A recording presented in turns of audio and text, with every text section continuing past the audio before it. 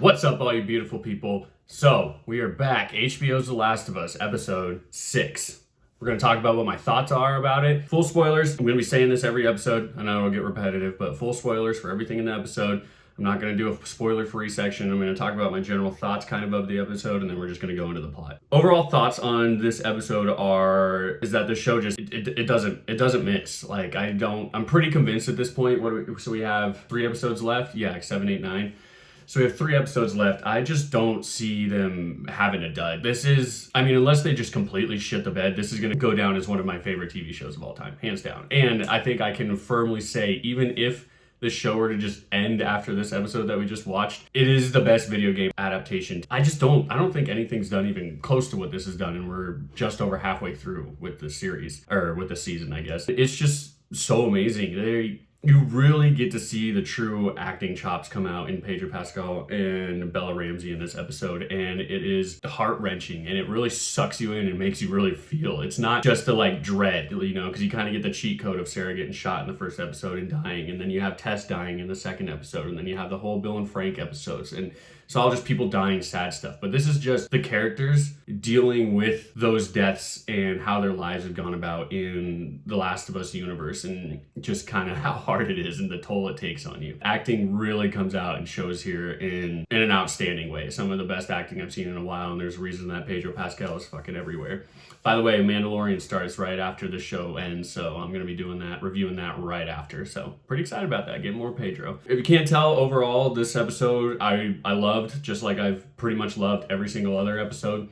And I don't think it's stopping anytime soon. So highly recommend going and watching it. If you haven't started watching this show yet, what the fuck are you doing? Go watch this show, come back, watch all my reviews, and enjoy yourself. So we're gonna go into the plot now and kind of do the not brief. We don't do brief in the HBO ones, but we're gonna do a little synopsis of what happens in this episode. So we end up opening with Joel and Ellie. We have a time jump after the last episode, which is kind of weird because things are a little backwards. I don't know, maybe I just don't remember it well enough, but winter doesn't happen till after the end of this episode, so it's kind of weird that we're already in winter. Not that matters that much, I guess. it just makes it snowy. But we open with them in something that's not in the game, where they find this couple out in the woods. They're pretty fucking funny. It's very subtle comedy, but they move. There are a couple people, outcast people, that wanted to live away from I guess just the husband did, but they wanted to live away from everybody and all the things before, a while before the zombies even happened. That's why they've been surviving, and they just don't really give shit about anything. They're very just kind of laughing at Joel's problems, not being nervous about anything. The lady is hilarious, talking about how she didn't want to get up and shoot him and get the gun because it was way over there in the kitchen or something, because she's a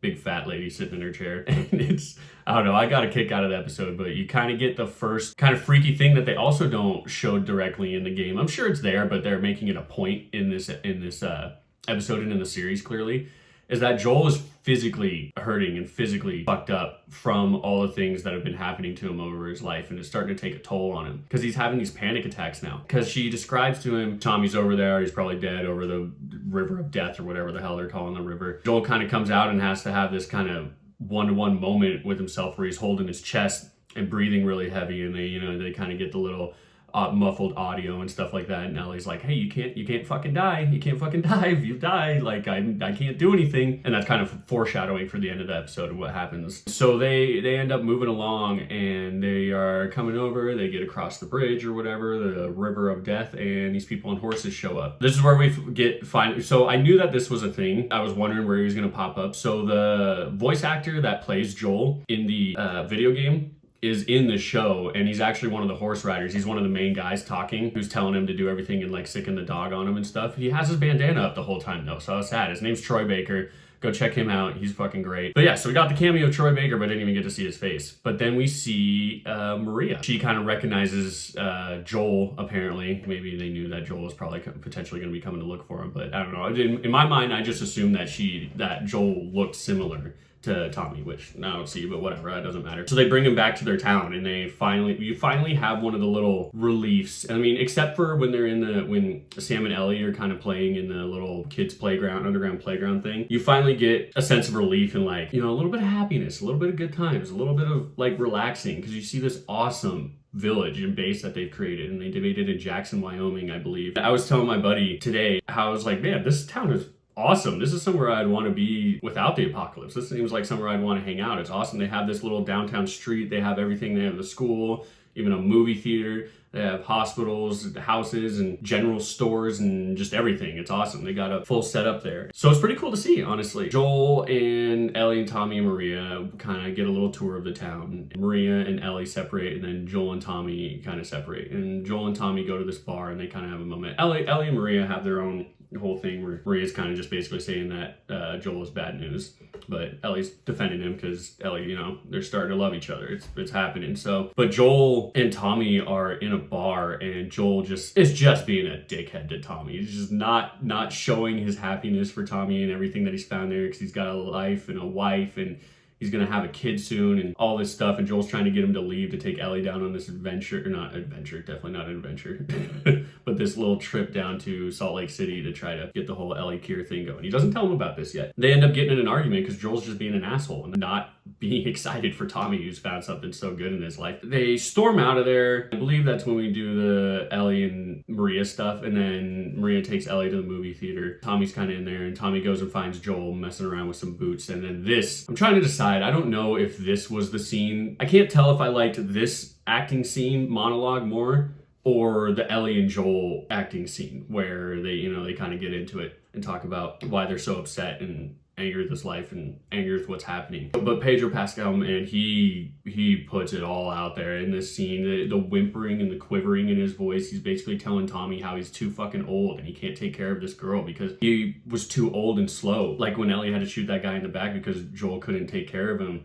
Or when Joel couldn't wake up because he's deaf, and all these things that are getting to him and just breaking the man down. And man, it is intense. And this is when he tells Tommy about the cure and everything and gives him the full rundown. And then Tommy kind of agrees that he'll take Ellie. Ellie overhears this, obviously, and Ellie's in her room, and Joel comes in there. This is the second like insane acting feats that these two actors are showing us, and they're in this room, and this is another one of those pretty much one-for-one recreations of the game, where I think it's like the same angle. She's sitting on that little like reading nook and everything, reading the book and talking about the girls and what they had to deal with back in the day as boys, and what shirts match with what skirts and all this just tedious bullshit. They have this moment where they're both just kind of expressing, like Joel's trying to tell Ellie like, hey, I just can't do this, and Ellie's like, hey, everybody in my life has left me. Like, I don't, everyone except for fucking you, she says in there. And it's like a line for line recreation out of the game, I think. It's so great. They nailed it. They did so good. One thing that they did leave out of the game that I kind of liked, because I just thought it added a little bit more depth to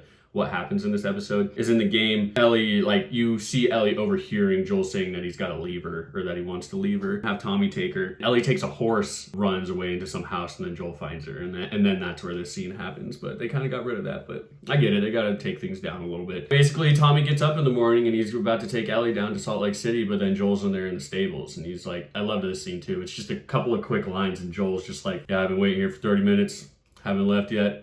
And he walks up to Ellie and he's like, yeah, I thought you should have a choice between me and Tommy. And then he says like a couple more words, and she just cuts him off and says, let's go, asshole, or something like that. And I was like, perfect. Exactly the way this should have been handled. Just get over it, get done with the bullshit. So this is when they move down to, I believe the base that they're going to find the Fireflies at are in Denver. Yeah, it's Denver. They get there. Oh, this is what I was gonna say too. I don't think this is a spoiler because we're past it. Like, so it can't really happen. Joel and Ellie end up leaving Tommy's town. Is that the town gets invaded in the game and you have to fight off everybody.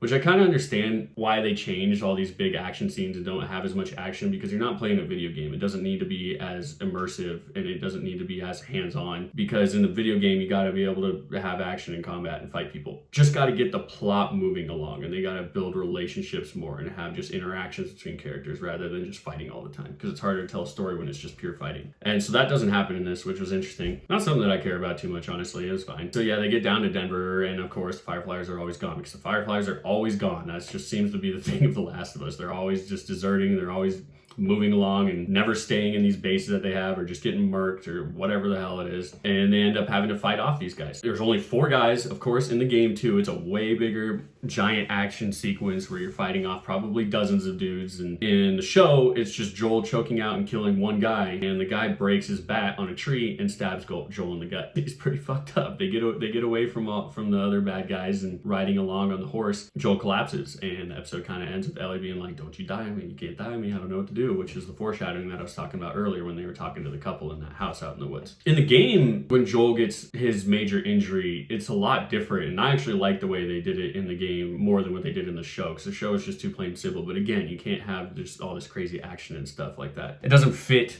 to a TV show as well as it does in a game. Joel is like wrestling with a guy on a second balcony, and they break over and fall off of the balcony, and Joel gets punctured by a piece of rebar down in his side. And that's how it happens in the video game. Kind of like that more, because then you get up and you're playing as Joel, and you're like tripping and falling, and Ellie's trying to like drag you through the getting away from all the bad guys, which I know is, like I've said, it's just not as realistic for a TV show as it is in the video game. That's kind of how the episode ends, and you're left thinking, what the hell happens now? And I don't even know what's going to happen now. I'm pretty excited because they've made just a couple of little differences, you know, with them not being invaded and the winter and the timeline being different. I know what the episode is next because I started watching the trailers. I tried to avoid them, but I just can't now. So the next episode isn't what I thought it was going to be. They're finally deterring off into something that I knew was going to happen. So the next episode will be good. I'm excited for that one. All in all, this episode, it was great. They just keep on raising the bar. I can't say too many good things about this show. Like it's just great, and everybody's killing it. Every bit of casting, Pedro and Bella obviously are just nailing it. The show still looks beautiful. It feels great. You're feeling the emotions, and I really like the things that they're adding and the things that they're changing. Some of the things that I don't like as much aren't even that bothersome to me. The show's just great. With that being said, let me know what your thoughts are down in the comments below, and then give me a like and subscribe.